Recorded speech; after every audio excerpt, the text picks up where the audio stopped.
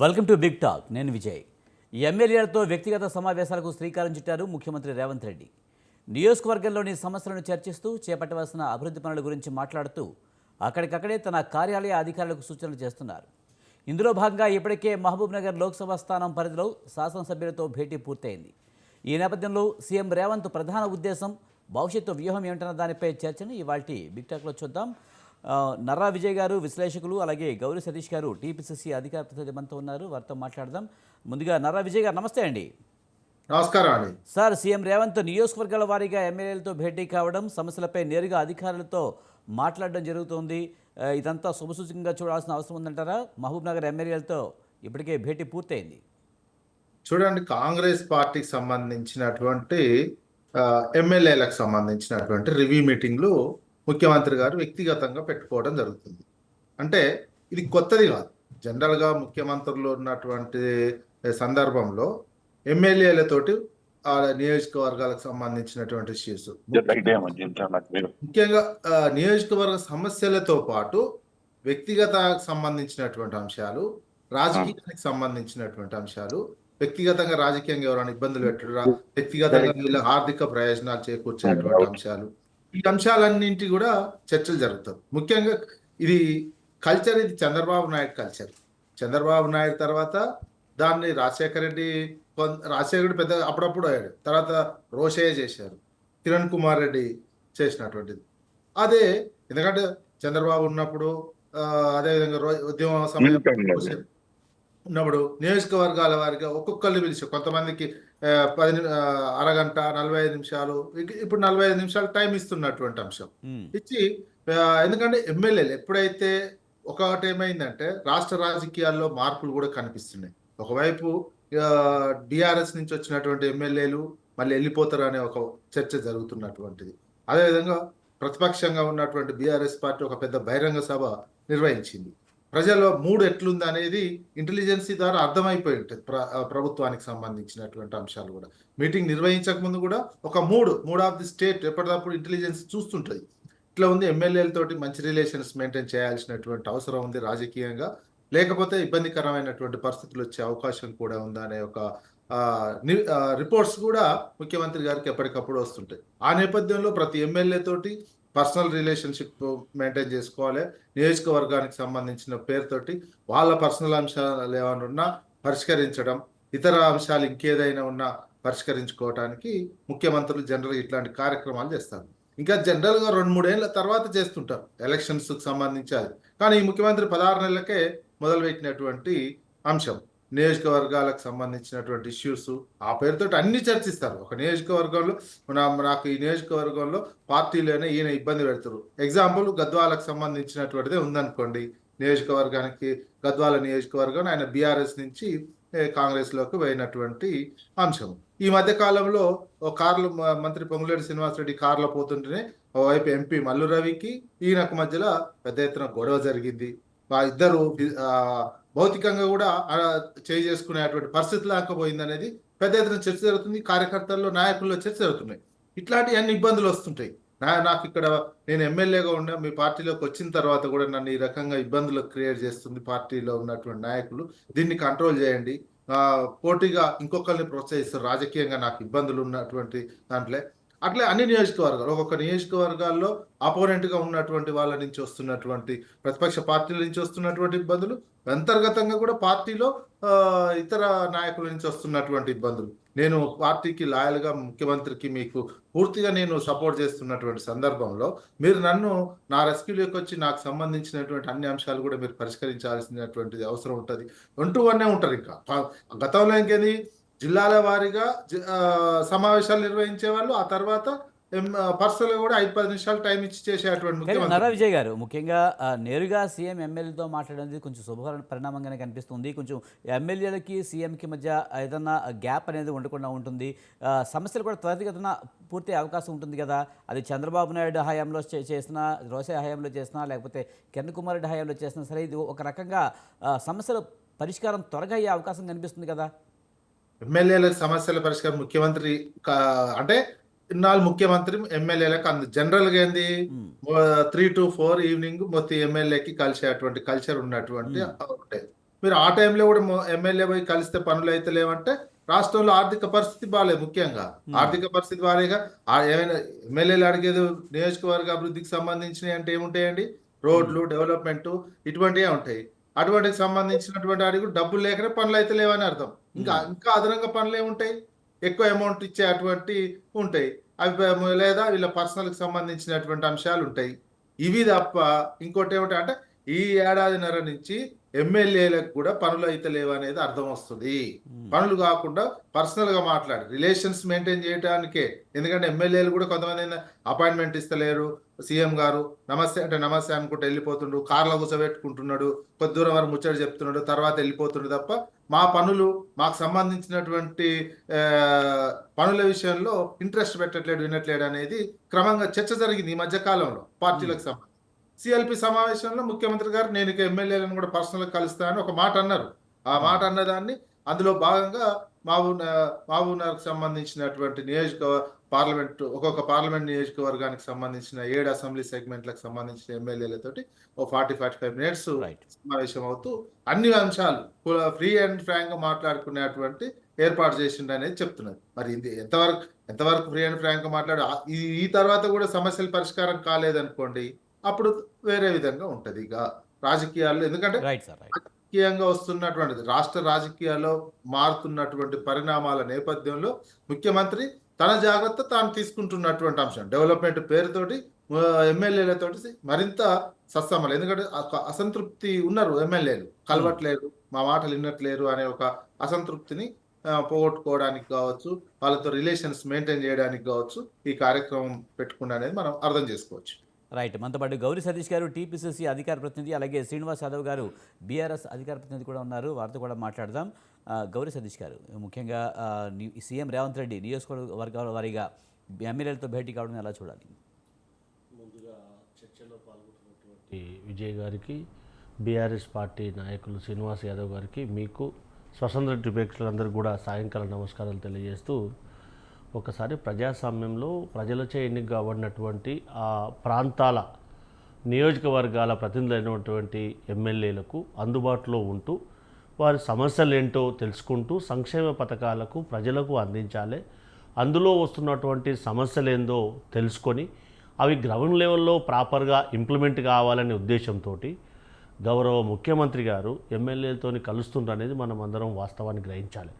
గత 2 పర్యాయాలు ఏం జరిగిందో మనం ప్రత్యక్షంగా చూసాం. ఎందుకనంటే కనీసం మంత్రులకు కూడా అవకాశాలు ఇవ్వనటువంటి అపాయింట్మెంట్ ఇవ్వలేనటువంటి పరిస్థితిని ప్రత్యక్షంగా చూశాం. కాబట్టి ప్రజాస్వామ్యంలో ప్రజలచే ఎన్నిక కాబడినటువంటి ప్రతి అసెంబ్లీ నుంచి ప్రాతినిధ్యం వహిస్తున్నటువంటి ఎమ్మెల్యేలు ఆయా ప్రాంతాల్లో ఉన్నటువంటి ప్రతి సమస్యల పట్ల ఆ ప్రాంతాల్లో ఉన్నటువంటి డెవలప్మెంటల్ యాక్టివిటీస్ అవి సీఎం గారి ద్వారా పరిష్కారం అయ్యే అవకాశాలు ఉంటాయి. కాబట్టి అవన్నీ విషయాలను అటు ఇంతకుముందు విజయ్ కుమార్ గారు చెప్తూ ఒక మాట చెప్పారు, ఏదో ప్రతిపక్ష పార్టీ సమావేశం పెట్టింది, ఆ ఇంటెలిజెన్స్ సమావేశం పెట్టింది, ఆ ఇంటెలిజెన్స్ పోయిన తర్వాతనే మీటింగ్ పెట్టారు అనేది అసంబద్ధమైనటువంటి మాట. ఎందుకంటే ఇటీవల సిఎల్పి మీటింగ్ జరిగినప్పుడు గౌరవ ముఖ్యమంత్రి గారు నేను మే 1వ వారం నుంచి ఖచ్చితంగా అందరితోని 1-to-1 కలుస్తా అని చెప్పి అక్కడే చెప్పినటువంటి మాట వారు కూడా గుర్తు చేశారు. ఒకసారి మనం గుర్తుపెట్టుకోవాలి. దాంట్లో భాగంగానే మొదటగా వారి సొంత పార్లమెంట్ నియోజకవర్గం అయినటువంటి మహబూబ్ నగర్ నుంచే ఆ యొక్క కార్యక్రమాన్ని చేపట్టడం అనేది జరిగింది. అటు పార్టీ ఇటు ప్రభుత్వాన్ని రెండింటిని ప్యారలల్గా ప్రజల్లోకి తీసుకెళ్లాలి, వారి సమస్యలు ఏమైనా ఉన్నా కానీ పరిష్కరించాలి. అటు సంక్షేమ పథకాలు కూడా మేము ఇచ్చినటువంటి హామీలన్నీ కూడా గ్రౌండ్లో ప్రాపర్గా ఇంప్లిమెంట్ కావాలి, అది ప్రజల్లోకి తీసుకెళ్ళాలి, అది మనందరూ కూడా బాధ్యత అని చెప్పి కూడా గౌరవ ముఖ్యమంత్రి గారు స్థానికంగా ఉన్నటువంటి ఎమ్మెల్యేలు కానీ ఆయా ప్రాంతాల్లో ఉన్నటువంటి మంత్రులకు కానీ సూచన సలహాలు చేయడం అనేది జరిగింది. అందులో భాగంగానే ఈ యొక్క సమీక్షా సమావేశాలు జరుగుతూ ఉన్నాయనేది మనం అందరం కూడా గ్రహించాలి.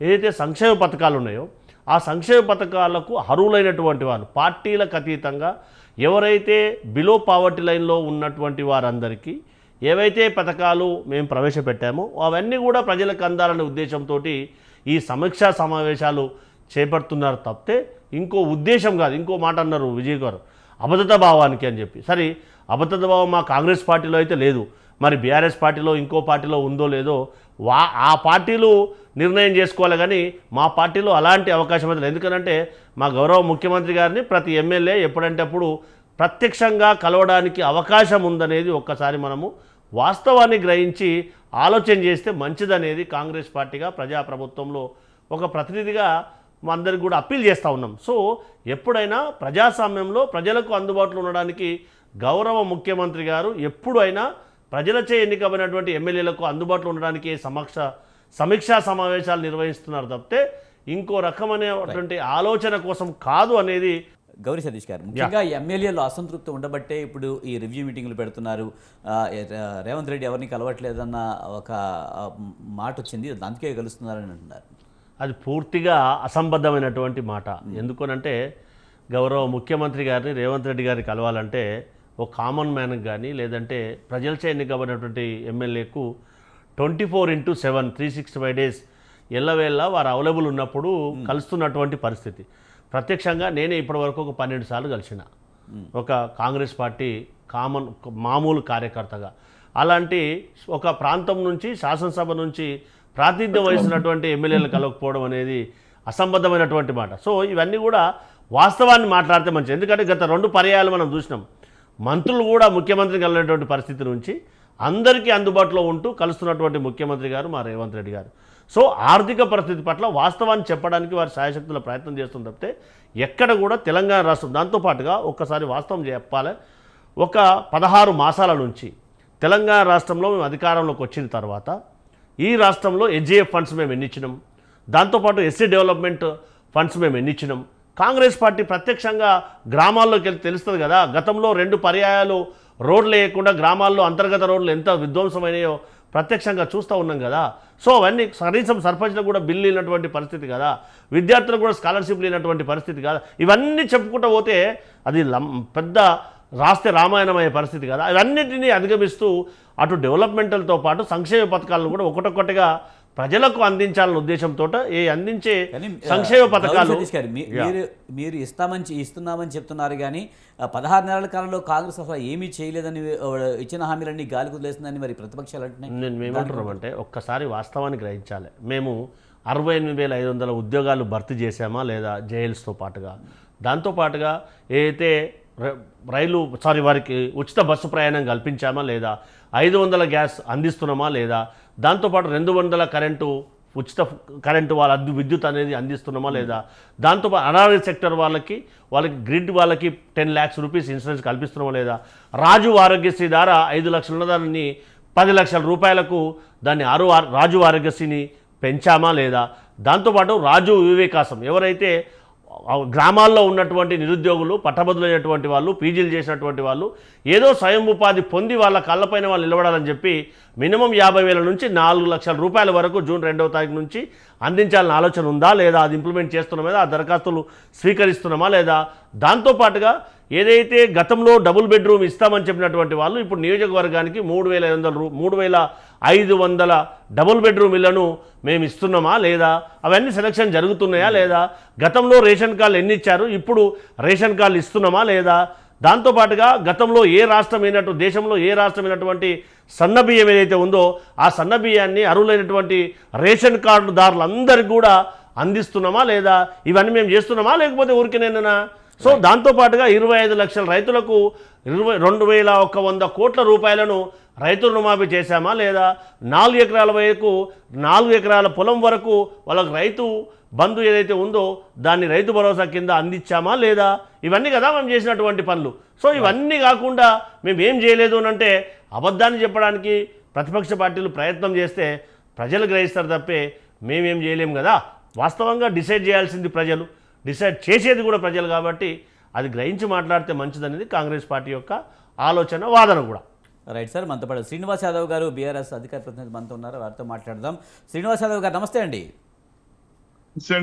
సార్, సీఎం రేవంత్ రెడ్డి నియోజకవర్గాల వారీగా ఎమ్మెల్యేలతో భేటీ అవుతున్నారు. గతంలో అయితే ఎమ్మెల్యేలు సీఎంతో కలవాలి అంటే చాలా కష్టమైన పని, చాలా ప్రహాసనంగా ఉండేదని చెప్పి విమర్శలు ఉన్నాయి. ఇప్పుడు ఇది ప్రజాపాలన కనుక సీఎంను సైతం కలవగలుగుతున్నారు అని చెప్పి అంటున్నారు, ఎలా చూడాలి దాన్ని? ఇప్పుడు కలవడమే అది మహాభాగ్యం అయిపోయింది. ప్రజలకు అన్ని కష్టాలు నష్టాలు అన్ని తీరిపోయినాయి అన్న చందంగా వారు చెప్తా ఉన్నారు. ఇది పసలేని యొక్క వాదన. ఇది ఒక సామాన్యునికి మీరు ఇస్తా అన్నది ఇవ్వకుండా మేము కలుస్తున్నామే అని చెప్పుకుంటూ మీరు ఇది ఇంగ్లీష్ లో అంటారు లిప్ సింపతి పనికిరాదండి అని. ఇప్పుడు ఈ లిప్ సింపతితోని ఏం చేయాలనుకుంటున్నారు ఈ రేవంత్ రెడ్డి గారు? ఇప్పుడు ఈయన సమీక్ష పెట్టిండు. ఎందుకు పెడతాడండి సమీక్ష? సమీక్ష పెట్టడానికి కారణం ఏంటి అంటే ప్రజా వ్యతిరేక పాలన స్పష్టంగా కనిపిస్తుంది కాబట్టి ఇవాళ మనము ఎమ్మెల్యేలతో చర్చిద్దామని, మరి ఎట్లా చేద్దాము అన్నది వాళ్ళ సూచనలు సలహాలు అడగనీకే ఏదో వారు సమీక్ష పెట్టుకున్నారు. నేను ఏమంటున్నా, తప్పు ప్రజాప్రతినిధుల దగ్గర లేదండి, ఎమ్మెల్యేల దగ్గర లేదండి. ప్రజలకు కావాల్సింది ఏదైతే ఆ గ్యారంటీలు ఉన్నాయో అవి రైట్ రైట్ శ్రీనివాస్ యాదవ్ గారు ఉన్నారా? ఉన్నాను. చెప్పండి సార్. ఇప్పుడు వాళ్ళు ఏంది అనంటే ప్రజలకు 6 గ్యారెంటీలు సంక్షేమ పథకాలు అందిస్తా అని చెప్పి అందియకపోవడము, కేసీఆర్ సభకు పోటెత్తిన జనము, ఇవన్నీ చూసి ఆయన ఆందోళనకు గురయ్యి ఇప్పుడు ఏంది అనంటే చేతులు ఎత్తేసిన పరిస్థితి ఉంది. కాబట్టి ఎమ్మెల్యేలను ఆకట్టుకొని ఎమ్మెల్యేలతోని ఇప్పుడు సన్నిహితంగా ఉండి ఎట్లా చేద్దాం, ఏం చేద్దాం, ఎట్లయితే మళ్ళీ మనల్ని నమ్ముతారు ప్రజలు అన్నది ఆయన చర్చిండవచ్చు. కానీ ఇవాళ ప్రజాప్రతినిధులు ఎమ్మెల్యేల దగ్గర తప్పు లేదండి. ఇది తప్పంతా ముఖ్యమంత్రి దగ్గర ఉంది, ఏఐసిసి దగ్గర ఉంది, సిడబ్ల్యూసి దగ్గర ఉంది, అధిష్టానం దగ్గర ఉంది, రేవంత్ రెడ్డి గారి దగ్గర ఉంది, వారి మంత్రివర్గం. ఇవాళ ఏందండి ఇంత ఘోరం, ఇంత అన్యాయం? అసలు మీరు మొన్న ఒక వీడియో చూసినాను, నా దగ్గర 18,500 కోట్లే ఉన్నాయి, నన్ను ఏం చేయమంటారు అని అంటే, ఇప్పుడు చేతులు ఎత్తేసే కార్యక్రమం పెట్టుకొని సమీక్షలు చేస్తే ఏం లాభం? సమీక్షల మనం ఊహించలేమా? మీరు నేను అక్కడ ఉన్న ప్యానల్ మిత్రులందరూ ఊహించలేరా? వాళ్ళు అడుగుతారు, సార్ ఏం చేయమంటారు? ప్రజలు అడుగుతున్నారు, తులం బంగారం ఎక్కడవా, 2,500 ఎక్కడవా, యాక్టివాలు కెనెటిక్ ఉండాలి, ఏవో చెప్పినాము, 2 వీలర్ చెప్పినాము, ఎక్కడ పోయినాయి, ఇవన్నీ అడుగుతున్నారు సార్. మరి ఏం జవాబు ఇవ్వమంటారని అక్కడ పరిస్థితి ఎట్లుందంటే ముఖ్యమంత్రినే కార్నర్ చేసే పరిస్థితి ఉండొచ్చు. మనం ఊహించగలుగుతాం, రాజకీయాలలో ఉన్నాం కాబట్టి పరిస్థితి ఎట్లుంటుందో మనం ఊహించగలుగుతాం. ఇవాళ ఏదో సమీక్షల పేరు మీద కాలయాపన చేసి నేను మళ్ళీ పుంజుకుంటున్నా, నేను విజృంభిస్తా, నేను గర్జిస్తా అన్న చందంగా ఇవాళ ఆయన ఏదో ఒక ఆలోచన చేయబోతున్నాడు. కానీ అక్కడ మొత్తం టోటల్ గా కొలాప్స్ అయిపోయింది. ఇప్పుడు ఇవాళ కాంగ్రెస్ పార్టీ మళ్ళీ భూస్థాపితం ఎప్పటి వరకు అయిందంటే 20 సంవత్సరాల వరకు భూస్థాపితం అయింది. నేను కూడా ఒక ఆశ్చర్యం ఏంది అని అంటే, ఇవాళ ఏఐసిసి సిడబ్ల్యూసి రాహుల్ గాంధీతో చేయి కలిపి భుజం కలుపుతున్నాడు. అసలు రాహుల్ గాంధీ చెప్పిన మాటలు ఏమైనాయి, ఈయన చెప్పిన మాటలు ఏమైనాయి, పార్టీ విధానం ఏమైంది, మేనిఫెస్టో ఏమైంది, ఇవన్నీ ఎక్కడ పోయింది? బుట్టదాఖలు అయిపోయినాయి. ఈ బుట్టదాఖలు చేసి సమీక్షలు పెట్టుకుంటే ఇప్పుడు లాభం ఏందండి? ఇప్పుడు చేతులు కాలినాక ఆకులు పట్టుకున్న చందంగా ఇవాళ రేవంత్ రెడ్డి గారి పరిస్థితి ఉంది. కానీ మీరు చెప్తున్న వ్యతిరేకత ప్రజల్లో ఉందంటారా? ఎందుకంటే ఉచిత బస్సు ప్రయాణం కల్పిస్తున్నాము, అలాగే 500కి సిలిండర్ ఇస్తున్నాము, సన్న బియ్యానికి బోనస్ ఇస్తున్నాము, అలాగే ఉచిత విద్యుత్ ఇస్తున్నాం కొంతమందికి అని చెప్పి అంటున్నారు. మరి ఇవన్నీ కూడా నెరవేరుస్తున్నాం, మెల్లమెల్లగా ఒక్కొక్కటి నెరవేర్చుకుంటూ వస్తున్నాం అని చెప్తున్నారు. ఇప్పుడు నేను ఒక్కటి చెప్తున్నా, సన్న బియ్యం ఇస్తున్నాము. ఇప్పుడు మిత్రుడు చెప్తున్నాడు మేము 200 యూనిట్ల కరెంటు ఫ్రీ ఇస్తున్నాము. ఇవన్నీ గత ప్రభుత్వం ఇచ్చినాయి కదా. గత ప్రభుత్వానికైనా మెరుగైన సంక్షేమాలు అందిస్తామని బ్యాలెట్ లో నెగ్గి వచ్చినటువంటి వ్యక్తి ఇవాళ గత ప్రభుత్వం ఇచ్చేటివి కూడా ఇవ్వకపోతే ఆయన అసలు ఎవరైనా ఆయనకు సలహాదారులను ఇంతమంది నియమించుకున్నాడు ఎవరైనా చెప్తున్నారా? ఎవరైనా ఇప్పుడు మీడియా ఏముంటదండి, ముఖ్యమంత్రి కన్ను ఎర్ర చేయగానే మీడియాలో అన్ని ఆయన కన్ను సన్నలో నడుస్తాయి. ఆయన తానా అంటే మీడియా కూడా తంతానా అంటది. కానీ ప్రజాప్రతినిధులు ఇవాళ ఇప్పుడు మీరు ఒక మీడియా ఛానల్ గా ఉన్నారు, మీకు అర్థమవుతలేదా ప్రజా వ్యతిరేకత ఎంత ఉంది, ఎంత బలంగా ఉంది? ఇవాళ పెట్టిన బీఆర్ఎస్ పార్టీ కేసీఆర్ ని కోరుకుంటున్నారు కదా. సామాన్యుడు గొంతెత్తి చెప్తున్నాడు కదా, మాకు మళ్ళీ కేసీఆరే కావాలి అని. మీరు ఇవాళ రేవంత్ రెడ్డి ఏంది అని అంటే ఆయన ఒక్కటండి, ఆయన గడ్డకెక్కిండు. ఇవాళ నా జీవితం యొక్క లక్ష్యం ముఖ్యమంత్రిగా ఉండే, నేను ఏదో నయాన్నో భయాన్నో తిట్టో ఏమో చేసి నేను గద్దెకి వచ్చిన, ఈ పార్టీ ఉంటేంది పోతేంది, 20 సంవత్సరాల వరకు నేను చరిత్రలో నిలిచిపోయిన ముఖ్యమంత్రి అని. కానీ ఆ ముఖ్యమంత్రికి ఒక్కటి నేను చెప్తా ఉన్నా, ముఖ్యమంత్రి కాకుండా బాగుండేది రేవంత్ రెడ్డి గారు. ఎందుకంటే ముఖ్యమంత్రి అయ్యి ఇంత అట్టర్ ఫ్లాప్ ముఖ్యమంత్రి దేశంలో నేను రాష్ట్రంలో అంటే దేశంలో ఏ ముఖ్యమంత్రి ఉండడు. అసలు ఆ సామాజిక స్పృహ కనబడతలేదు, ఆ అరే ప్రజలకు ఏ రకంగా నేను ఏం చేసి వాళ్ళని ఆదుకోవాలి, ఆ తపన కూడా కనబడతలేదు ముఖ్యమంత్రి దగ్గర. ముఖ్యమంత్రి ఏం చేస్తుంటారు కన్నా పెళ్లిలకు పేరెంటాలకు పోతున్నాడు, మంచిగా విజయ్ గారు, జెడ్ కేటగిరీ పెట్టుకుంటున్నాడు, ఇక్కడికి విజయ్ గారు, sorry to interrupt you, enjoy చేస్తున్నాడు. ఇప్పుడు ఆంధ్ర రాష్ట్రంలో పోయి పెళ్లి అటెండ్ చేసిండు, చెయ్యొచ్చు. కానీ ఇక్కడున్న రాష్ట్రాన్ని, ఇక్కడున్న ప్రజలను నట్టేట ముంచేసి ఆంధ్ర రాష్ట్రంలో ఈ పెళ్లిలు పేరెంటలు ముఖ్యమంత్రి 18 గంటలు చేసే ముఖ్యమంత్రులు మేము చేస్తున్నామని చెప్తున్నాడు. ఇప్పుడు వీళ్ళ గురువు చంద్రబాబు నాయుడు అంటాడు 18 గంటలు చేస్తున్నాడు. మరి ఈయన ఏం నేర్చుకున్నాడు? ఈయన ఏం చేస్తున్నాడు? పెళ్లిలు పేరెంటాలు తిరుగుతున్నాడు. అందరికి ఈయన సెల్ఫ్ ఆయన యొక్క ఇమేజ్ బిల్డప్ చేసుకుంటున్నాడు. కానీ ఒకటే శ్రీనివాస్ యాదవ్ గారు మీరు చెప్పినట్టు సరే, నిజంగా ప్రజల్లో అంత వ్యతిరేకత ఉందా లేదా అనే విషయం పక్కన పెడితే, కనీసం సొంత పార్టీ ఎమ్మెల్యేలైనా కేసీఆర్ కలవట్లేదు అనే అపవాదం అయితే కేసీఆర్ మీద లేదా? ఆ కారణంతో చాలా మంది పార్టీ మారిన పరిస్థితి లేదా లాస్ట్ టైం? మీరు యాంకర్ విజయ్ గారా? విజయ్ అండి నా పేరు. విజయ్ గారు, నేను ఒక్కటి చెప్తా. మీరు ఈ ప్రశ్న డైరెక్ట్ కేసీఆర్ గారిని ఒక విలేకరు అడిగిండు, ఏం సార్ మీరు గెలవరంట, ప్రజలు మీకు ఏదో అహంకారం ఉంది అని అనుకుంటున్నారంటే, ముఖ్యమంత్రి గారు చాలా చక్కగా మాకు కూడా కొన్ని సందర్భాలలో చెప్పిండు. ఒక మౌలిక సదుపాయాల గురించి అన్ని ఛానల్స్ ని వదిలేసి ముఖ్యమంత్రి దగ్గరికి వచ్చి మొరబెట్టుకునే పరిస్థితి వస్తాయి. ఆ దేశంలో, ఆ రాష్ట్రంలో అసలు పాలన కుంటుపడ్డది అన్నదే మనకు బహిర్గతం అయినట్టు. అంటే మౌలిక సదుపాయాలకు ఎన్ని లేయర్స్ ఉన్నాయండి. ఇప్పుడు సర్పంచులు ఉన్నారు, కార్పొరేటర్లు ఉన్నారు, మండల ప్రెసిడెంట్లు ఉన్నారు, మేయర్లు ఉన్నారు, ఎమ్మెల్యేలు ఉన్నారు, ఎంపీలు ఉన్నారు. వీళ్ళందరితో గాంధీ వీళ్ళందరూ చేయలేని దద్దమలని ముఖ్యమంత్రి గారి దగ్గరికి పోతుర్రా? వీళ్ళు ఏం చేస్తున్నారు? ఇవాళ ఏ ముఖ్యమంత్రితో కలిస్తే లాభం వచ్చిందేంది? నాకు ఒక్కటి చెప్పండి. ముఖ్యమంత్రితో కలిస్తే ఏమయ్యింది అంటున్నా. ఒక విజనరీ లేదండి రేవంత్ రెడ్డి గారిది. విజనరీ కాదు, లీడర్ కాదు ఆయన. ఓన్లీ ఆయన ఏంది అని అంటే, ఎట్లా అంటే ఒక డిస్ట్రక్టివ్, నేను ఎన్నోసార్లు చెప్పిన, ఆయన డిస్ట్రక్టివ్ లీడర్, కన్స్ట్రక్టివ్ లీడర్ కాదు. కన్స్ట్రక్టివ్ నిర్మాణాత్మకమైన నాయకత్వం లేదు ఆయన దగ్గర. ఆయన నేను చెప్పిన ఇంతకు ముందు కూడా, ఆయనకు సింగపూర్ లాంటి దేశాన్ని ఇస్తే 3 రోజులలో బీహార్ లెక్క చేసేస్తాడు. అదే బీహార్ని ఇస్తే ముఖ్యమంత్రి గారు మా కేసీఆర్ గారి చేతిలో పెడితే సింగపూర్ లాగా తయారు చేసిండు. ఇవాళ హైదరాబాదే దానికి ఒక మచ్చు తునక. నేను ఏం చెప్తున్నానంటే, ఇవాళ ఇవన్నీ ఫ్లాప్ అయిపోయినాయండి. ముఖ్యమంత్రి కలుస్తలేడు, గద్దర్ గారిని అరే ముఖ్యమంత్రిని ఎందుకు కలవాలి? మంత్రులు ఉన్నారు, ఉప ఎమ్మెల్యేలు ఉన్నారు, ఎంపీలు ఉన్నారు, మేయర్లు ఉన్నారు. శ్రీనివాస్ యాదవ్ గారు, గౌరీ సతీష్ గారు అడుగుతున్నారు. ముఖ్యమంత్రిని కలిస్తే ఇప్పుడు ముఖ్యమంత్రిని కలిస్తే కడుపు నిండిందా ప్రజలది? కడుపు నిండిందా?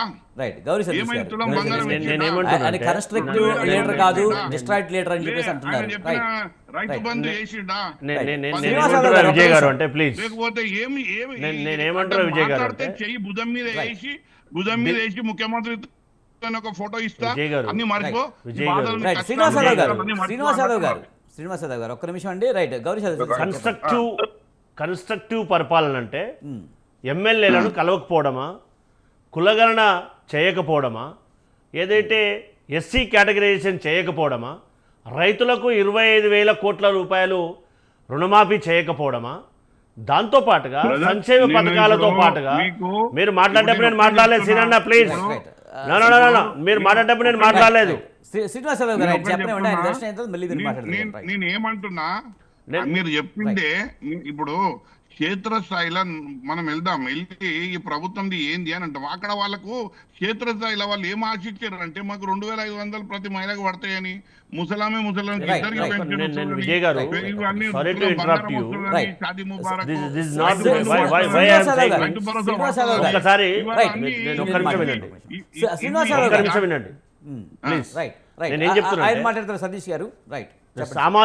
సామాజిక నిర్మాణం అంటే ఏంటి? దేశంలో ఏ రాష్ట్రం చేయనటువంటిగా ఇక్కడ కులగణన చేసి బీసీల కోసం 42% రిజర్వేషన్ కోసం సామాజిక ఉద్దేశంతో అసెంబ్లీని ప్రవేశపెట్టడం సామాజిక ఉద్దేశం ఉన్నట్టా లేదా ముఖ్యమంత్రి గారికి? లేదా టీఆర్ఎస్ పార్టీ అధినేత గౌరవ మాజీ ముఖ్యమంత్రి గారు 24 ఆగస్టు 2014 రోజున సమగ్ర కుటుంబ సర్వే చేసి అది కనీసం పబ్లిక్ డొమైన్లో పెట్టకుండా, అసెంబ్లీలో చర్చ పెట్టకుండా గోప్యంగా ఉంచుకోవడం ఏది నిజమో ఒక్కసారి చెప్పాలి. దాంతో పాటుగా ఏదైతే ఎస్సీ కేటగరైజేషన్ ఉందో, ఏదైతే సంవత్సరాల కొద్దీ డిమాండ్ ఉందో, దాన్ని నెరవేర్చకుండా మభ్యపెట్టి వాళ్ళని మోసం చేయడమా విజన్, లేకపోతే వారికి కావాల్సినటువంటి అవకాశాన్ని కల్పించడం విజన్ ఒక్కసారి ఆలోచన చేయాలి. దాంతోపాటుగా సర్పంచులు, ఎంపీపీలు, జడ్పీటీసీలు ఎన్నాళ్ళైందో వాళ్ళు ఉన్నారా లేదా మా సీనన్న ఒక్కసారి గుర్తుపెట్టుకోవాలి. కౌన్సిలర్లు ఉన్నారు, వాళ్ళ పని వాళ్ళు చేస్తున్నా లేదా ఒక్కసారి ఆత్మపరిశీలన చేసుకోవాలి. దాంతోపాటుగా ఎందుకు కలవాలి ఎమ్మెల్యేలు అంటే అసెంబ్లీ సబ్ స్థానాల యొక్క పబ్లిక్ రిప్రజెంటేషన్ ఎవరు, ఎమ్మెల్యేలా లేకపోతే ఇంకెవరైనా ఆ సమస్యలు ఎవరు తీసుకెళ్లాలి అంటే ఎమ్మెల్యేలు ముఖ్యమంత్రి గారిని కలిస్తే సమస్యలు పరిష్కారం అవుతాయా లేకపోతే సమస్యలు పరిష్కారం కావా? ఖచ్చితంగా అవుతాయి. కానీ లేదండి. ప్రజాస్వామ్యంలో మీరు ఇచ్చిన హామీల విషయంలో కొన్నిటిని నెరవేర్చలేదు అనేది ప్రధానంగా ప్రతిపక్షాలు విజయ్ గారు నేను ఏమంటున్నా, మా గవర్నమెంట్ చెన్నాలైంది, రైట్, మా గవర్నమెంట్ చెన్నాలైంది, విజయ్ గారు రైట్, మా గవర్నమెంట్ చెన్నాలైంది. ఒక్క నిమిషం శ్రీనివాస్ యాదవ్ గారు, ఒక్క నిమిషం అండి. నేను ఒక్కటి చెప్తున్నా సార్, ఇవన్నీ సొల్లు కబుర్లు వద్దు, మనం ఒకటే మాట్లాడదాము. ప్రజలకు మీ ముఖ్యమంత్రి గారు సామాజికంగా ఏదైనా నిర్మాణాత్మకంగా చెయ్యాలి అనుకున్న ముఖ్యమంత్రి ఉంటే ఆయన 18,500 కోట్లు ఉన్నాయి, నన్ను ఏం చేయమంటారు? మన ఇంట్లో పెద్దోళ్ళు చెప్తుండే ఆర్థిక పరిస్థితి బాగాలేనప్పుడు జర 2 మటన్ చికెన్ తినకుండా పప్పన్నం తిని బతకాలి అని చెప్పిండు ఆయన. మనకు నేర్పించిండు ఆయన. ఏం మాట్లాడతారండి ఈయన? సామాజిక మార్పు కోసము మటన్ చికెన్ తినడానికి ఏం ఏమైనా సంబంధం ఉందా? శ్రీనివాస్ యాదవ్ గారు, గతంలో అప్పుల పాలు చేసి కనీసం తెలంగాణ రాష్ట్రంలో ఉద్యోగస్తులకు వేతనాలు లేనటువంటి పరిస్థితి కదా, అది వాస్తవాన్ని ఒప్పుకోవాలి కదా. 350 కోట్లు నెలకు వృధా ఖర్చు పెట్టినటువంటి ఘనత కదా టీఆర్ఎస్ పార్టీది. అది మర్చిపోయి మాట్లాడితే ఎట్లా? కాళేశ్వరం కట్టారు, ఏమైందో మనం ప్రత్యక్షంగా చూస్తున్నాం కదా, అందరం ఎన్డీఎస్సీ ఏం రిపోర్ట్ ఇస్తుందో చూస్తున్నాం కదా, ఏం చూస్తున్నాం కదా. రైట్, శ్రీనివాస్ యాదవ్ గారు, మీడియా అంతా ఒక్క నిమిషం ఒక్క సమాధానం చెప్పండి.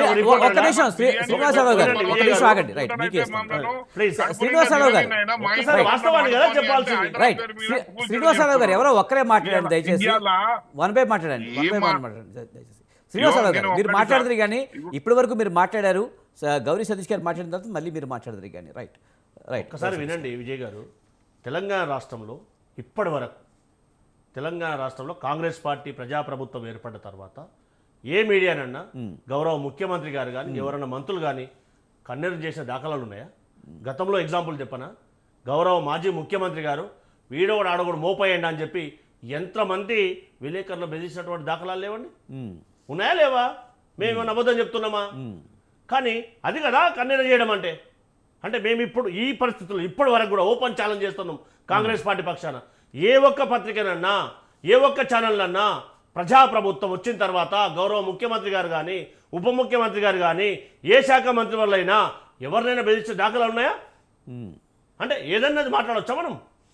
రైట్, సరే మన టాపిక్ లో ఏదేమైనా కాంగ్రెస్ ప్రభుత్వం ఏదైనా చేయాలి అంటే కనుక ఆర్థికపరమైన అంశాలు చెప్పి తప్పించుకునే ప్రయత్నం చేస్తుందని. వినండి విజయ్ గారు, మేము 500 సిలిండర్ ఇస్తున్నామా లేదా? 200 200 యూనిట్ల కరెంట్ ఇస్తున్నామా లేదా? సన్న బియ్యం భారమైన ఇస్తున్నామా లేదా? మేము ఒడ్లు కొంటున్నామా లేదా? దాంతోపాటు ఆ డిమాండ్ ఉందనే ఆంధ్ర నుంచి తెలంగాణకు ఒడ్లు వస్తుంటే కూడా కొంటున్నామా లేదా? డిమాండ్ ఉంది కాబట్టి ఇప్పుడు మీరు చెప్పారు కదా, తులం బంగారం ఏమైంది, వచ్చి 16 నెలలు అయిందండి. ఇంకా మాకు సమయం ఉంది కాబట్టి ఖచ్చితంగా మేము ఇచ్చినటువంటి హామీలన్నీ కూడా ఖచ్చితంగా నెరవేరుస్తాం. 2 పర్యాయాలు 9.5 సంవత్సరాలు పరిపాలన చేసినటువంటి వాళ్ళు ఇచ్చినటువంటి హామీలు కూడా గుర్తు చేసుకోవాలి ఒకసారి. వాళ్ళు చేయలేరు కాబట్టి మాకు అవకాశం ఇచ్చారు, మేము ఇచ్చినటువంటి ఖచ్చితంగా నెరవేరుస్తాం కదా. ఒకటొకటిగా ఖచ్చితంగా నెరవేరుస్తాం. మేము ఇచ్చినటువంటి 1.5 years నెరవేర్చాం ఒకసారి చెప్పండి. ఎన్ని నెరవేర్చారు విజయ్ గారు? వాళ్ళు 1.5 year లో ఎన్ని నెరవేర్చారు, మేము ఎన్ని నెరవేర్చాము? ఓపెన్ డిబేట్ రమ్మని చెప్పండి. అవి కదా మాట్లాడాల్సింది. అది మాట్లాడకుండా మేము అప్పుడే 5 సంవత్సరాలు అయిపోయినట్టు, అప్పుడే మేము ఏదో నెరవేర్చినట్టు మాట్లాడడం ఎంతవరకు కరెక్ట్ అండి? ఈ ఆర్థిక పరిస్థితికి కారణం ఎవరు? గౌరీ సతీష్ గారు ఎందుకు మాట్లాడుతున్నారంటే, మీరు ప్రధానంగా కాంగ్రెస్ గవర్నమెంట్ వచ్చిన 100 రోజుల్లో ఇవన్నీ మేము 6 హామీలు నెరవేరుస్తామని చెప్పారు. 6 హామీలు నెరవేర్చారా? మరి మేము ఏమంటున్నాం అంటే 6 హామీలను నెరవేర్చిన బాధ్యత కాంగ్రెస్ పార్టీ పైన ఉంది. ఖచ్చితంగా ఒకటొకటిగా అమలు చేస్తా ఉన్నాం. ఖచ్చితంగా మా టర్మ్ లోపల మేము ఇచ్చినటువంటి హామీలన్నింటినీ కూడా మేము ఏనటువంటి హామీలను కూడా నెరవేరుస్తాం ఖచ్చితంగా. ప్రజల సంక్షేమం కోసం ప్రజలకు అవసరమైనటువంటి వాటన్నిటిని కూడా కాంగ్రెస్ పార్టీ ప్రజాప్రభుత్వం గౌరవ రేవంత్ రెడ్డి గారి ఆధ్వర్యంలో ఉన్నటువంటి ప్రజాప్రభుత్వం ఎవరికి ఈ ప్రతిపక్ష పార్టీలు చెప్తున్నటువంటి మాటలకు కాదు, మేము ఇచ్చినటువంటి మాట కట్టుబడి ఖచ్చితంగా నెరవేరుస్తాం, అందులో ఎలాంటి అనుమానం లేదు. దాంతోపాటు బీఆర్ఎస్ పార్టీ విజయ్ మాట్లాడుతుంటే గారు, అసెంబ్లీ గారు, ఎన్నికల్లో ఏమైంది, పార్లమెంట్ విజయ్ ఎన్నికల్లో గారు. ఏమైంది, ప్రత్యక్షంగా చూసాం కదా. అది మర్చి మాట్లాడితే ఏం చేస్తాం? Right, right. ఎస్, దీన్ని విజయ్ గారు. ఇవన్నీ మనం ఒకసారి పరిలోకి తీసుకుంటే విజయ్ గారు. అల్టిమేట్ గా ప్రజలు Right, కదా right. డిసైడ్ చేయాల్సింది. సార్ మాట్లాడదురు కానీ ఒక్క అవునా నిమిషం. కదా, Right, right. అది కదా డిసైడ్ ఏం చేయాల్సింది. మాట్లాడతారండి ఎంతసేపు ఇప్పుడు ఒక మాట ఒకసారి చెప్తున్నా. ఆలోచన చేయాలి కదా మాట్లాడే ముందు. మనం ఏం చేసినాం, ఏం చేయలేదు. ఇప్పుడు గౌరవ కవిత గారు ఏం మాట్లాడుతారో చూస్తున్నాం కదా. 10 ఏళ్ళు మర్చిపోయారు, ఇప్పుడు కవిత గారు మాట్లాడతారు. రైట్ ఒకసారి ఆలోచించాలి కదా. నర్రా విజయ్ గారి దగ్గరికి వెళ్దాం ఒకసారి. నర్రా విజయ్ గారు, సార్ ఎలా చూడాలి? రెండు పార్టీల వాదనలు విన్నారు కదా మీరు. మేము అన్ని హామీలు నెరవేరుస్తున్నామని చెప్పి కాంగ్రెస్ పార్టీ అంటుంది, లేదు ఏ హామీలు నెరవేర్చలేదు, కేసీఆర్ సభ పెట్టిన తర్వాత కొంత భయం పట్టుకుంది, అందుకే ఇప్పుడు ఎమ్మెల్యేలతో సమీక్షలు అంటూ కూడా కాలం గడుపుతున్నారని చెప్పి విమర్శలు చేస్తున్నారు. ఎలా చూడాలి? ఎమ్మెల్యేల విషయంలో ముఖ్యమంత్రి గారు కలవట్లేదనేది ఎమ్మెల్యేల్లో జరిగినటువంటి కలవడం అంటే ఏంటి? నమస్తే అంటే నమస్తే అనుకుంటా పోతున్నారు. అవసరమైతే కొంత ఏదైనా పోయేటప్పుడు పక్క కూర్చోబెట్టుకుంటున్నాడు, వెహికల్లో తీసుకోబోతున్నాడు, హాయ్ అండ్ బాయ్ అంతే చేస్తున్నాడు. ఏదైనా పని చెప్పగానే అన్న నమస్తే దిగా నువ్వు వచ్చేది మధ్యలో వెహికల్ కూడా దింపిపోయినటువంటివి ఉన్నాయని ఎమ్మెల్యేలు చెప్తున్నటువంటిదే. ఇప్పుడు ఎందుకు వచ్చింది సిఎల్పి సమావేశంలో కానీ ఈ చర్చ బాగా పోయింది, రిపోర్ట్స్ పోయినాయి. ఎమ్మెల్యేలు మీ పట్ల ఏదైతే కొత్తగా గెలిచినప్పుడు ఎమ్మెల్యేలు ఈయనకు సాలిడ్గా ఒక 25-30 మంది ఎమ్మెల్యేలు సాలిడ్ సపోర్ట్ ఉండే, ఎట్లాంటి పరిస్థితి అయినా ఈయనే ముఖ్యమంత్రి కావాలని అన్నందుకే మిగతా 30 మంది ఈ హైకమాండ్ ఎట్లా చెప్తే అట్లా ఇంటమని చెప్పారు. ఇప్పుడు ఆ సంఖ్య తగ్గిపోయింది, ఆ 30 మంది లేరు, దాదాపు 10-15 మందే గట్టిగా ఉన్నారు, మిగతా వాళ్ళంతా అదైపోయినటువంటి సిచ్యువేషన్ వచ్చిందని వాళ్ళ ఇంటర్నల్గా జరుగుతున్నటువంటి చర్చ. దాన్ని మళ్ళీ నేను మొత్తం ఎమ్మెల్యేలని మేనేజ్ చేసుకోవాలి, ఈ అసంతృప్తి రాజకీయాలు మారుతున్నాయి అన్నటువంటి ఇక డెవలప్ అనే అంశం మీద ఈ కార్యక్రమం పెట్టినటువంటి అంశం. పేరుకు డెవలప్మెంట్ నియోజకవర్గం కానీ వ్యక్తిగతమైనటువంటి రాజకీయ అంశాలు, నియోజకవర్గంలో మళ్ళీ వేరే రకమైన హామీలు ఇవ్వడం, నేనే కొనసాగుతా అనేది చెప్పడం, మీకు ఏ రకమైనటువంటిది కావాల్సినటువంటి సాయం అయినా నేను అందించగలను, అన్ని రకాల వనరులను నేను మీకు సాయం అందించగలను ఒక నమ్మకం కలిగించే, కాన్ఫిడెన్స్ కలిగించే ఒక ప్రయత్నం. ఇక డెవలప్మెంట్కి సంబంధించినటువంటి అంశం చూసినట్లయితే ప్రభుత్వ పరంగా వాస్తవానికి కూడా ప్రతిపక్షాలు ఆరోపిస్తున్నట్టు కావచ్చు, ఇతరే చెప్తున్నటువంటి సమాజంలో జరుగుతున్నటువంటి చర్చ కానీ ఏ పని కూడా సంపూర్తిగా జరగలే. ఒక ఉచిత బస్సు విషయం తప్పితే ఏ పని కూడా 100% జరగలేదు వీళ్ళు చెప్పినటువంటిది. ఎగ్జాంపుల్ చూద్దాం, పెన్షన్స్ అన్నారండి, పెన్షన్ మేము అధికారం వచ్చిన నెక్స్ట్ నెలకే ఇస్తామన్నాం, 4,000 ఇంతవరకు ఇవ్వలేదు. అదేవిధంగా రైతు బంధు 15,000 పెంచుతాము, ఎమ్మటే నెక్స్ట్ మంత్ ఇస్తా ఉన్నారు, ఎగ్గొట్టి ఇప్పటి వరకు ఇవ్వలేరు. ఇప్పటివరకు 3 ఎకరాల వరకు కూడా ఇప్పుడు పడలేదు, అది కూడా 12,000కి తగ్గించినటువంటి అంశం. రుణమాఫీ కూడా వెంటనే December 9నే చేస్తా ఉన్నాం, అది కూడా సంపూర్తిగా కాలేదు, సగం అయినటువంటి అంశం. ఇంకా అన్ని రకాల పనులు ఇంకేది ఉన్నా ఇండ్లకు సంబంధించినటువంటిది కూడా అట్లనే జరుగుతుంది. ఏదైనా వీళ్ళు ఇచ్చినటువంటి హామీలకు సంబంధించినటువంటిది మేము వచ్చిన వెంటనే 5 ఏళ్ళకు చేస్తా అన్నది వేరు. మీరు 5 ఏళ్ళకి చేస్తా అని చెప్పి మీరు నెల గడువు కూడా మీకు ఇదే పెట్టుకున్నారు. 5 ఏళ్ళకి చేసేది ఒకటి కూడా చెప్పలే, అన్ని నెలలనే, విత్ ఇన్ నెల అన్నారు, 100 days అన్నారు, దేవుళ్ళ మీద ఒట్టు పెట్టి March 30 ఒక డెడ్ లైన్ పెట్టిర్రు. ఆ తర్వాత March 30 రైతు బంధు కూడా మీరు పెట్టుకున్న డెడ్ లైన్సే కదా, అధికార పార్టీ పెట్టుకున్న డెడ్ లైన్స్ అన్ని ఉల్లంఘన జరిగినాయి. ఒక్కటి కూడా వాళ్ళు చెప్పిన డెడ్ లైన్కు చేరుకోలే, అన్ని సగం అయిన మరి ఎందుకు మరి ఎమ్మెల్యేలు కానీ వీళ్ళంతా ఎందుకు ఈ అసంతృప్తి? ఊర్లలోకి పోతుంటే వస్తుంది ఎమ్మెల్యేల పట్ల, మీరు ఇస్తానే అని ఎందుకు అడుగుతున్నారు? ఇప్పుడు ధాన్య సేకరణ విషయంలో కూడా ధాన్యం సేకరణ ఎందుకు చేయలేకపోతున్నారు? నేను ఇప్పుడు రోజు చూస్తున్నటువంటి అన్ని ధర్నాలు జరుగుతున్నాయి కదా, రైతాంగము ధాన్యం కూడా సేకరణ చేయలేనటువంటి సిచ్యువేషన్లో ఉన్నారు. మీరు పక్క రాష్ట్రాలే కొంటుర్రా, మరి ఏ రాష్ట్రాలే కొంటుర్రా, మరి ఎందుకు చేస్తున్నారు? రోజు ధర్నాలు చేస్తున్నారు, కుప్పల దగ్గరనే కొంతమంది ప్రాణాలు పోతున్నటువంటి కనిపిస్తున్నాయి. అందుకే ఈ రకమైనటువంటి అసంతృప్తి, అదేమో డెవలప్మెంట్ సంక్షేమానికి సంబంధించినటువంటిది ప్రజల నుంచి వస్తున్న రియాక్షన్, అసంతృప్తి పెరుగుతుంటే ఎమ్మెల్యేలు ఆ రియాక్షన్ ముఖ్యమంత్రి దగ్గరికి వస్తుంది, ఎమ్మెల్యేలు అసంతృప్తి వ్యక్తం చేస్తున్నారు, ఎమ్మెల్యేలతో కలవట్లేదు. ఈ సమయంలో కూడా మీరు కలవట్లేరు, మమ్మల్ని కలిసినా మా పనులు చేయట్లేదు, చూద్దాం ఇట్లనే అనుకుంటూ వెళ్ళిపోతున్నారు అనేది క్రమంగా చర్చ జరిగినందుకే సిఎల్పి సమావేశంలో నేను కలుస్తా అని చెప్పడం, ఆ తర్వాత జరిగినటువంటి పెద్ద మార్పు. సిఎల్పి సమావేశం ఫస్ట్ వీక్ అన్నారు కానీ మరి ఈ లోపు పెద్ద బహిరంగ సభ జరిగేసరికి అది ఇమ్మీడియట్ గా చేసుకోవాల్సినటువంటి అవసరం ఉందనేది పెట్టారు. ఒక ఒక పార్లమెంట్ నియోజకవర్గాలు పెట్టారు. పెట్టిన తర్వాత మెయిన్ పెట్టడం తప్పు కాదు ఎమ్మెల్యేగా. మీరు చెప్తున్నారు అదే కదా, రాజకీయంగా ఎమ్మెల్యేలతోటి సరైనటువంటి రిలేషన్స్ దెబ్బతిన్నటువంటి నేపథ్యంలో మళ్ళీ ఆ రిలేషన్స్ ని పటిష్టం చేసుకోవడం కోసమే ఈ ఎమ్మెల్యేలతో సమావేశాలు తప్ప అభివృద్ధికి సంబంధించినటువంటి అంశాలు ఆఫీసర్కి చెప్పిన కొన్ని పనులు చెప్పినటువంటి ఆఫీసర్లు అంతకుముందు కూడా ఉండేవారు. సీఎం ఆఫీస్ నుంచి ఏ జిల్లా ఎవరు చూస్తారు అది చెప్తే ముఖ్యమంత్రి చెప్తే కూడా కాలేదా? మరి ఇన్నాళ్ళు ముఖ్యమంత్రి ఆఫీస్ నుంచి చెప్తే కూడా కాలేదన్నట్టే వస్తుంది. ఇప్పుడు ముఖ్యమంత్రితో సమావేశం అవుతున్నారంటే అది కూడా ఫెయిల్యూర్ కిందనే వస్తుంది కదా. ముఖ్యమంత్రి చెప్పినా కాకపోతే ఇప్పుడు ముఖ్యమంత్రి ఎమ్మెల్యే తోటి ప్రధానమైనటువంటిది వాళ్ళ పర్సనల్ రాజకీయంగా నియోజకవర్గంలో ఎవరెవరు ఇబ్బంది పెడుతున్నారు, దాన్ని ఎట సెట్ చేసుకోవాలి అనే అంశాలు, ఈ రకమైనటువంటి అంశాల మీదనే ప్రధానంగా ఎమ్మెల్యేలతో 1-to-1 భేటీలో వచ్చేటువంటి అంశాలు. ఎందుకంటే ఇది కొత్త కాదు. చంద్రబాబు నాయుడు ఇదే పని చేశాడు. చంద్రబాబు నాయుడు శిష్యుడే చేయబట్టి ఆయన చేస్తున్నారు. రోషే ఉద్యమ సమయంలో, తెలంగాణ ఉద్యమ సమయంలో రోషయ్య గారు కూడా పెట్టారు ఒక్కొక్క నియోజకవర్గానికి. కిరణ్ కుమార్ రెడ్డి గారు కూడా పెట్టారు. పెట్టి అప్పుడు ఏం చేశారు, ఉద్యమ సమయంలో కిరణ్ కుమార్ రెడ్డి తెలంగాణ ఎమ్మెల్యేలకు స్పెషల్గా ఇచ్చినప్పుడు ఇంకా బాగా చర్చ జరిగింది. తెలంగాణ ఎమ్మెల్యేలకు అప్పుడు చర్చ, ఫార్చునర్ ఇచ్చారు, ఇంకా కొన్ని ఇచ్చారు. ఇవన్నీ కూడా అప్పుడు చర్చ జరిగినటువంటి అంశమే. ఎమ్మెల్యేలు మేము తెలంగాణ ఉద్యమం గట్టిగా గట్టిగా అన్నటువంటి 10 మందికి ఇట్లాంటి గిఫ్ట్లు కూడా ఇచ్చినటువంటి చూసినాం. అందుకని అదే అట్లాంటి కార్యక్రమాల కోసమే ఇట్లాంటి చేస్తారు. ఎమ్మెల్యేల పట్ల ఎమ్మెల్యేలు అసంతృప్తి ఉన్నటువంటి నేపథ్యంలో ఈ రాజకీయ డెవలప్మెంట్కి సంబంధించి మీరు నిధులే లేవు. వాస్తవానికి కూడా ఏంది, ఇందాక అంటున్నారు కదా, రాష్ట్రం దివాలా తీసిందని ముఖ్యమంత్రి గారు చెప్పుకోవడం అంత అదొక నిజంగా కూడా దరిద్రమైనటువంటిదే. ఒక రాష్ట్రానికి ఆ ముఖ్యమంత్రి అట్లా చెప్పుకోవడం మంచిదే కాదు. మాకు అప్పులు పుడతలేవు అని చెప్పడం.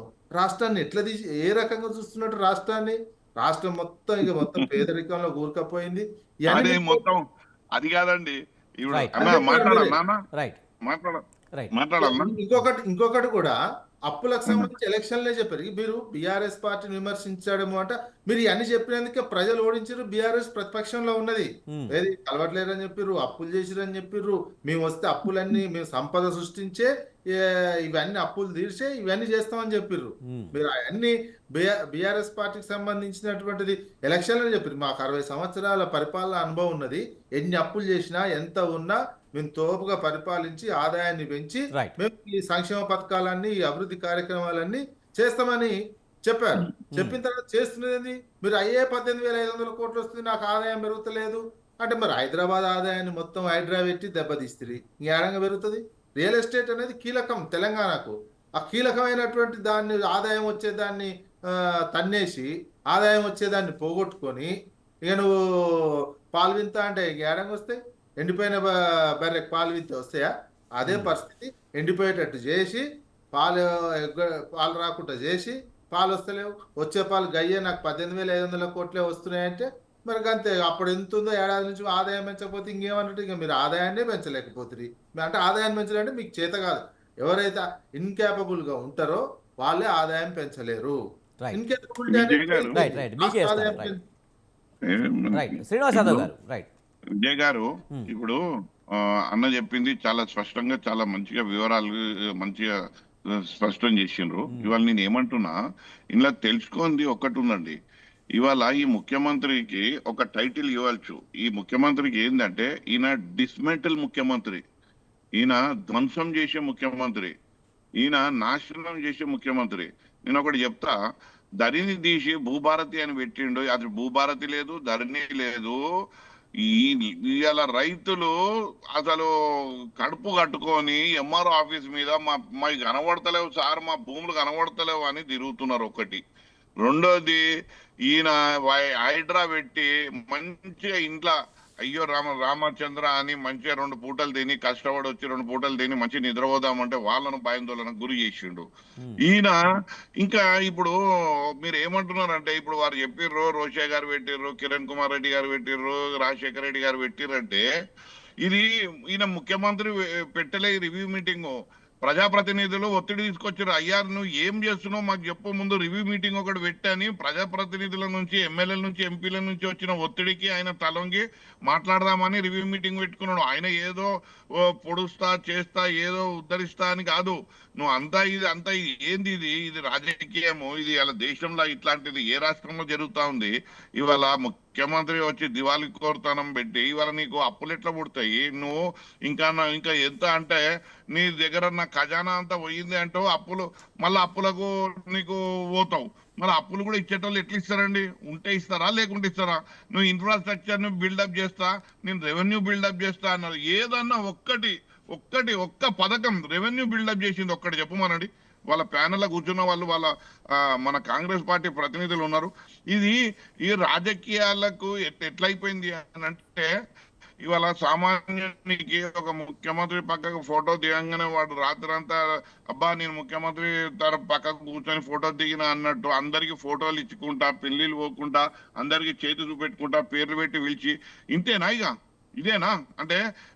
ఇప్పుడు ఎట్లా అంటే వ్యక్తులను తృప్తి వచ్చేసి నా పదవికి గండం రానియకుండా చూసుకున్నాడే తప్పితే ఆయన ప్రజలకు ఏం చేస్తున్నాడు అన్నది మర్చిపోతే ఎట్లా, ఏం చేయాలన్నది మర్చిపోతే ఎట్లా? ప్రజలు ఇవాళ కాసుకొని కూర్చున్నారు. అది ఏదో ఒకటి వస్తుంది, ఏదో ఒక మేలవుతుంది, ఏదో ఒక రకంగా ఉంటుంది అన్నది ఏమి లేదు. అరే ఇప్పుడు మీరు ఆన్ చేయండి, ఆ ధరణిల లోపాలు ఉన్నాయని చెప్పి ప్రచారం చేసుకొని గద్దెనెక్కి మన భూభారతికి ఇలా సంవత్సరంన్నర అయిపోయింది. భూభారతిని మరి నీకు దాని గైడ్ లైన్స్ నువ్వు ఫ్రేమ్ చేసుకోలేదా? ఇన్ని రోజులు అయింది. ఫ్రేమ్ చేసుకున్న ఇలా మీరు కొట్టండి, ఎవరి భూములు ఎవరికి కనబడతారు? రైతులందరూ వచ్చి మొరబెట్టుకుంటున్నారు, ఏమైంది సార్ మాది ఇది పోయింది అది పోయిందని. 40 గైడ్ లైన్స్ తప్పులు ఉన్నాయి. నేను 6 గైడ్ లైన్స్లలో మెరుగైన పెడతా అన్న, మెరుగైంది లేదు, ఏం లేదు, మొత్తం నాశనం అయిపోయింది. ఇదే చెప్తున్నాము. ఆ మున్సిపాలిటీలో ఒక టీం ఉంటదండి, డిస్మాంటిల్ చేయాలి. పని ఒకటే, పొద్దున్న లేస్తే కులగొట్టుడు. ఈ ముఖ్యమంత్రికి కూడా గిదే ఉన్నది, కులగొట్టుడు. హైడ్రాతో కొంతవరకు కబ్జాదారులను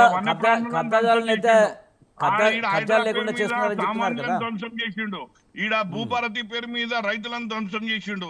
ఈయన ధ్వంసం చేసే ముఖ్యమంత్రి, ఈయన డిస్మాంటిల్ ముఖ్యమంత్రి, ఈయన కన్స్ట్రక్టివ్ ముఖ్యమంత్రి కాదని నేను మొరబెట్టుకుంటున్నా. మీ డిబేట్ లో ఎన్నోసార్లు చెప్పినా, is not at all A constructive chief minister, is a destructive chief minister.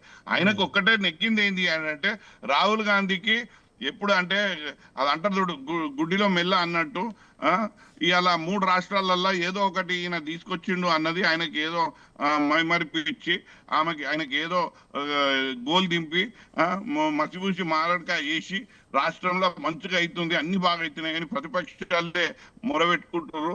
మీరు నమ్మకండి, వినకండి అన్నాను. ఇప్పుడు మీనాక్షి నటరాజన్ గారు వచ్చారు. మీనాక్షి నటరాజన్ గారితో ఎందుకు సైక్యత లేదు? ఆమె అంటుంది ప్రజలకు మొన్న హెచ్యూసి కింద ఎందుకు మరి నిలిచింది? అది సుప్రీంకోర్టు కూడా ముట్టుకాలేస్తారండి. ఓ ముఖ్యమంత్రిని సుప్రీంకోర్టు సుమోటో కింద తీసుకున్న కేసు అది ముట్టుకాలేస్తుందా? మీరు అసలు ఎక్సర్సైజ్ హోంవర్క్ ఈ ముఖ్యమంత్రికి ఉందా అని అడుగుతున్నా. ఏదైనా కానీ రఫ్ గా పోవాలి, స్పీడ్ గా పోవాలి. ఆ మైక్ పట్టుకుంటే ఆయన భాష ఎక్కడ వెళ్ళిపోతుంది, అది ఆయన అదుపులోనే ఉంటది. అది ఏం అయిపోయింది ఆ ఎపిసోడ్. ఇన్నర్ ఒకసారి చప్పట్లు కొట్టిరు, అయిపోయింది. మళ్ళీ కొట్టారు. ఆ ముఖ్యమంత్రికి తెలుస్తలేదు. ఒక్కసారి నచ్చి ఏదో చప్పట్లు కొట్టిరు, వాళ్ళ భావోద్వేగాలకు గురి చేసినావు. ఆ తర్వాత వాళ్ళ కడపెట్ల నింపుతావు, వాళ్ళని ఎట్లా సామాజికంగా ఉద్ధరణ చేస్తావు. ఈయన చెప్తాడు నాకు 18,500 కోట్లు ఉన్నాయి అని అంటే, నేను ఆ ప్యానెల్లో ఉన్న విశ్లేషకారులు ఇంకా ఏం మాట్లాడుకుంటాం ఈ ప్రభుత్వం మీద? ఏం మాట్లాడుకున్నాం ప్రభుత్వం మీద? ఏం ఆశించొచ్చు ఈ ప్రభుత్వం మీద? ఈ ప్రభుత్వాన్ని ఏ రకంగా ఈ ప్రభుత్వము మెరుగైన ప్రభుత్వము, ప్రజలకు అండగా నిలిచే ప్రభుత్వము, రైతులకు వెన్నుదండుగా నిలిచే ప్రభుత్వం అని ఏ రకంగా మనం ఈ ప్రభుత్వం మీద రేవంత్ రెడ్డిని నమ్ముతాం మనం? It is utterly flop government. ఇది ఈ దేశ చరిత్రలను నిలిచిపోతాడు రేవంత్ రెడ్డి. రేవంత్ రెడ్డికి ఒకటి ఏమైంది అంటే, నేను షార్ట్ కట్ లా సినిమాలో కూడా ఇంత స్పీడ్ లా ముఖ్యమంత్రి కాలే, నేను అంత స్పీడ్ లా ముఖ్యమంత్రి అయినా అన్నాడు. ముఖ్యమంత్రులు ఏముండండి చరిత్రలా, ఇవాళ అక్కడ పక్కకు జగన్ చంద్రబాబు ప్రజల గుండెల్లో ఎట్లా ఉండాలి అని చూసుకుంటున్నాడు. ఇక్కడ కేసీఆర్ ప్రజల గుండెల్లో ఎట్లా ఉండాలి అని చూసుకుంటున్నాడు. పక్కకు ముఖ్యమంత్రులు, రాష్ట్ర ముఖ్యమంత్రులు ప్రజల గుండెల్లో నిలిచిపోవాలని చూస్తుంటే ఈయన ముఖ్యమంత్రికి ఏదో అంటారు చూడు, కోతికి కొబ్బరి పచ్చ దొరికింది, ఇక దాన్ని ఇక గీక్కుంటా అది ఏమైతుంది? ఆ ముఖ్యమంత్రి పదవి ఎన్ని రోజులు ఉంటుంది? దానికి న్యాయం చేసినవా లేదా? అది ప్రజలకు కనువింపుగా కనిపించిందా? ప్రజల హృదయాలలో నిలిచిపోయిందా? నీ ఫోటో ఏదైనా పర్సులను ఇంట్లోనో కూడా పెట్టుకునేటట్టు ఆలోచిస్తుర్రా? ఇవి చూడాలి. కానీ ముఖ్యమంత్రి అయ్యి అసలు ముఖ్యమంత్రి కాకుండానే మంచిగుండే రేవంత్ రెడ్డి ముఖ్యమంత్రి అయ్యి ఉన్న ఇజ్జత్ బయట పెట్టుకున్నట్టు అయిపోయింది. నేను ఎక్కువ మాట్లాడాలి, ఒక్కసారి చెప్తున్నా, ఈయనను డిస్మెంటల్ ముఖ్యమంత్రిగా నేను గుర్తిస్తున్నాం, రాష్ట్ర ప్రజలు గుర్తిస్తున్నారు, మీడియా ప్రజలు గుర్తిస్తున్నారు, ఇవాళ విశ్లేషకారులు గుర్తిస్తున్నారు. కానీ ఆయన గుర్తించుకుంటలేదు. ఇదే దురదృష్టకరమైన విషయం. Right sir. గౌరీ సతీష్ గారు ఎలా చూస్తారు మీరు? రెవెన్యూ డెవలప్మెంట్ చేసిన ఒక్క పనేనా ఉందనేది ఒకటైతే, రెండు ఎమ్మెల్యేలు చేజారిపోతున్నారు, అందుకే ఈ రివ్యూ మీటింగ్లు పెడుతున్నారు తప్పించి అని చెప్తున్నారు. పచ్చకామల రైళ్లకు లోకమంతా పచ్చగా కనిపిస్తుందట. సో దాన్ని మించి బీఆర్ఎస్ పార్టీకి ఏమైందంటే, మా పార్టీ ఎమ్మెల్యేలు, మా కుటుంబంలో తగాదాలు, మా మాట ఎవరు వినట్లేదనే ఉద్దేశంతో వాళ్ళు ఏం మాట్లాడుతున్నారో వాళ్ళే ఒకసారి ఆత్మపరిశీలన చేసుకోవాలి. దాంతోపాటుగా ఒకసారి తెలంగాణ రాష్ట్రంలో ఇతర కంపెనీలు ఎంఎన్సీల నుంచి గతంలో ఎన్ని పెట్టుబడులు వచ్చినాయి, 1.5 year నుంచి గౌరవ ముఖ్యమంత్రి గారు, అదే రకంగా ఏదైతే పరిశ్రమల శాఖ మంత్రి శ్రీధర్ బాబు గారి ఆధ్వర్యంలో తెలంగాణ రాష్ట్రానికి ఎన్ని పరిశ్రమలు వస్తున్నాయి, ఎన్ని లక్షల కోట్ల ఇన్వెస్ట్మెంట్గా వస్తున్నాయి, దాని ద్వారా ఎంతమందికి ఇక్కడ ఉపాధి లభిస్తూ ఉంది. దాంతోపాటు ఇక్కడ ఉన్నటువంటి విద్యార్థులకు ఏదైతే స్కిల్ బేస్డ్ వారికి ఉపాధి కల్పించాలనే ఉద్దేశంతో ఏ విధంగా నిర్మాణాత్మకమైనటువంటి బోధన జరగాలి, వారికి ఏ విధమైనటువంటి సాంకేతికమైనటువంటి ఆ విద్యను అందించాలి అనే ఉద్దేశంతో ఇక్కడ ఏమి ఏర్పాటు చేస్తున్నారో మనం అందరం కూడా ఒక్కసారి ఆలోచన చేయాలి. అది మర్చి మాట్లాడితే అది ఇన్వెస్ట్మెంటా కాదా అది వాళ్ళకి అర్థం కాకపోతే మనం ఏం చేయలేం. సో ఇవన్నీ అంశాలు ఒక ఎత్తు అయితే, దాంతోపాటు తెలంగాణ రాష్ట్రంలో ఒక మేడి పండులాగా చూయించి తెలంగాణ రాష్ట్రాన్ని ఏ విధంగా బట్టబయలు చేసి బదనాం చేసినామో ఈ సమాజంలో, దాన్ని వాస్తవికతను ఈ సమాజానికి చెప్పాలని చెప్పి గౌరవ ముఖ్యమంత్రి గారు ప్రయత్నం చేస్తే, ఈ నిజాలు చెప్పొద్దు, అన్ని అబద్ధాలు చెప్పాలి, ఎవరికి గలవద్దు, మేము ఏది చెప్తే అదే కరెక్ట్, మా సోషల్ మీడియా ఏదైతే 32 యూట్యూబ్ ఛానళ్ళు ఉన్నాయో వాళ్ళు ఏది చెప్తే అదే కరెక్ట్, ఏదైనా మేము చెప్పిందే కరెక్ట్ అని చెప్పి వాళ్ళు భావిస్తే సమాజం కదా గుర్తించాల్సింది. అది కాకుండా వాళ్ళు ఏదైతే మాట్లాడుతున్నారో వాస్తవంగా ప్రజలు గ్రహిస్తారు. దాంతోపాటుగా నిర్మాణాత్మకంగా తెలంగాణ రాష్ట్రంలో ఇందాక ఏదైతే హైడ్రా గురించి మాట్లాడినరో మీకు బాగా తెలుసు, హైదరాబాద్లో ఉన్నటువంటి ఎన్ని చెరువులు పునరుద్ధరణకు గురైనాయి. దాంతోపాటుగా ఒక చిన్న 2 ఎగ్జాంపుల్ చెప్తాను నేను. అమీన్పూర్లో 12 ఎకరాల పొలం ప్రభుత్వం స్వాధీనం చేసుకుందా లేదా, దాంతోపాటు అంబర్పేటలో ఉన్నటువంటి చెరువు ప్రభుత్వం దాన్ని స్వాధీనం చేసుకొని చెరువుగా తయారు చేసిందా లేదా, ఇవన్నీ కదా ఎగ్జాంపుల్స్. రాబోయే తరానికి ఇక్కడ చెరువులు ఉండేటివని కాకుండా ప్రత్యక్షంగా చూపించే ప్రయత్నం ఈ ప్రజాప్రభుత్వం చేస్తూ ఉంటే ఇది మంచిది కాదు. వసంత కృష్ణప్రసాద్ లాంటి వాళ్ళకు ఈ ప్రభుత్వ భూమిని అంతా అప్పనంగా అప్పచెప్పినటువంటి బీఆర్ఎస్ పార్టీ నాయకులు మాట్లాడితే ఎంతవరకు సమంజసం అండి? ఇది ప్రభుత్వ సొమ్ము అంటే ప్రజల సొమ్మే కదా. అంటే ప్రజలకు కావాల్సినటువంటి చేసి పెడితే కూడా తప్పని భావిస్తే మనం ఏం చేయగలుగుతాం? చోటుల ముందు శంఖ మూస్తే వాళ్ళకి వినబడుతుందా? వినబడదు కదా ఎప్పటికి కూడా. సో వాస్తవాన్ని మేమేమంటున్నామంటే ఎమ్మెల్యేలకు ఎక్కడ కూడా అభద్రతా భావం లేదు. దాని గురించి వాళ్ళు ఆలోచిస్తున్నారంటే వాళ్ళ ఆత్మపరిశీలన వాళ్ళు చేసుకోవాలి. ఎందుకనంటే వాళ్ళు ఏ విధంగానైతే అబద్ధాన్ని నిజం చేయాలని ఒక అబద్ధాన్ని 100 సార్లు మాట్లాడితే నిజమైందని భావిస్తున్నారో ఈ సమాజం ఎప్పటికి కూడా యాక్సెప్ట్ చేయదు. ఖచ్చితంగా తెలంగాణ రాష్ట్రంలో ప్రజాప్రభుత్వం గౌరవ ముఖ్యమంత్రికి రేవంత్ రెడ్డి గారి ఆధ్వర్యంలో ఉన్నటువంటి ప్రజాప్రభుత్వం అందరితో కోఆర్డినేట్ చేసుకొని మేము ఏవైతే హామీలు ఇచ్చామో వాటిని ఒక్కటొక్కటిగా అమలు చేయడానికి శాయశక్తులా ప్రయత్నం చేస్తున్నాం. వాళ్ళ లెక్క కనీసం ప్రజాస్వామ్యంలో ప్రజలను కలవకుండా, మంత్రులను కలవకుండా, ఎమ్మెల్యేలను కలవకుండా ఉండే ప్రసక్తి అనేది ఉండదు. దాంతోపాటు నిర్మాణాత్మకమైనటువంటి సంక్షేమంతో పాటు డెవలప్మెంటల్ యాక్టివిటీస్ కూడా చేయడానికి శాయశక్తుల ప్రయత్నం చేస్తూ ఉన్నాం. అందులో భాగంగానే ఒక్కొక్క వెల్ఫేర్ స్కీమ్స్ అన్ని కూడా ఇంప్లిమెంట్ చేస్తూ ఉన్నాం. డిస్ట్రాయ్ చేసింది, ఈ సమాజాన్ని విచ్ఛిన్నం చేసింది టీఆర్ఎస్ బీఆర్ఎస్ పార్టీ. అది కాదని సమాజాన్ని అడుగుతారా? ఒకసారి కాదంటారా? కనుక్కోండి కావాలంటే. సో ఇలాంటి వాస్తవాన్ని దృష్టి కాకుండా ఒక సామాజిక కోణంలో అన్ని రంగాల వారు అభివృద్ధి చెందాలి, అందరికీ సంక్షేమ పథకాలు అందాలని చెప్పి ప్రజాప్రభుత్వం ప్రయత్నం చేస్తూ ఉంటే దాన్ని ఓర్వలేక కనీసం ప్రతిపక్ష నాయకులుగా ఉన్నటువంటి వాళ్ళు కనీసం హౌస్కి రాకుండా మాట్లాడకుండా కనీసం నేను రాను కానీ నా పిల్లల్ని పంపిస్తానంటే ఎంతవరకు సమంజసమో ఒక్కసారి మనం ఒక ప్రజాస్వామ్యవాదిగా ఒక కామన్ మ్యాన్గా కూడా ఆలోచించాలి కదా. అది ఆలోచించకుండా మాట్లాడితే ఎంతవరకు కరెక్ట్ అండి? మన పిల్లలు మాట్లాడే మాటలు ప్రజలకు ఎందుకండి పదవులు? ఇవన్నీ కదా మనం ఆలోచించాల్సింది. అది మాట్లాడకుండా ఒక దేశానికే రోడ్ మోడల్, ఒక ప్రపంచానికే రోడ్ మోడల్, కానీ నేను ఇంటికి వెళ్ళి మాత్రం బయటికి వెళ్ళా అంటే ఇదా ప్రజాస్వామ్యం అంటే? సో ఓట్లు వేసింది మనకు కదా, మనం కదా మాత్రం పరిశీలన చేసుకోవాల్సింది. ఇవన్నీ కాకుండా బట్టగాల్చి మీదేసే మాటలు మాట్లాడడం అనేది సమంజసం కాదు. వీలైతే ప్రతిపక్ష పార్టీగా కన్స్ట్రక్టివ్ డెసిషన్స్ కోసం సూచన సలహాలు ఇస్తే ఖచ్చితంగా ప్రజాప్రభుత్వం కాంగ్రెస్ పార్టీ స్వీకరిస్తే తప్పితే అబద్ధాలు మాట్లాడితే అల్టిమేట్గా ప్రజలు కదా డిసైడ్ చేయాల్సింది. ప్రజలు ఏం డిసైడ్ చేసారో మీరు ప్రత్యక్షంగా చూశారు. అసెంబ్లీలో కానీ పార్లమెంట్ ఎన్నికల్లో కానీ బీఆర్ఎస్ టీఆర్ఎస్ పార్టీ ఏం చేసిందో ఖచ్చితంగా స్థానిక సంస్థల్లో కూడా సమాధానం చెప్తారు కదా. మీరు ఏ విధంగా బిహేవ్ చేసిండ్రు, ఏం చేసిండ్రు ఏందనేది. స్థానిక సంస్థల్లో సర్పంచ్లకు ఏం చేసిండ్రు, ఎంతమంది సర్పంచ్ చనిపోవడానికి కారణమైనరు మీరు, అదంతా ప్రజలకు తెలుసు కదా. అది మర్చి మాట్లాడితే ఎంతవరకు కరెక్ట్ అండి? వాస్తవాన్ని చెప్పే ప్రయత్నం చేయాలి కదా. Right, thank you very much Gauri Satish గారు, అలాగే శ్రీనివాస్ యాదవ్ గారు, నారా విజయ్ గారు డిబేట్లో పాల్గొనేందుకు థ్యాంక్ యూ వెరీ మచ్ అండి. ఇది ఇవాల్టి బిగ్ టాక్. చూస్తూనే ఉండండి స్వతంత్ర.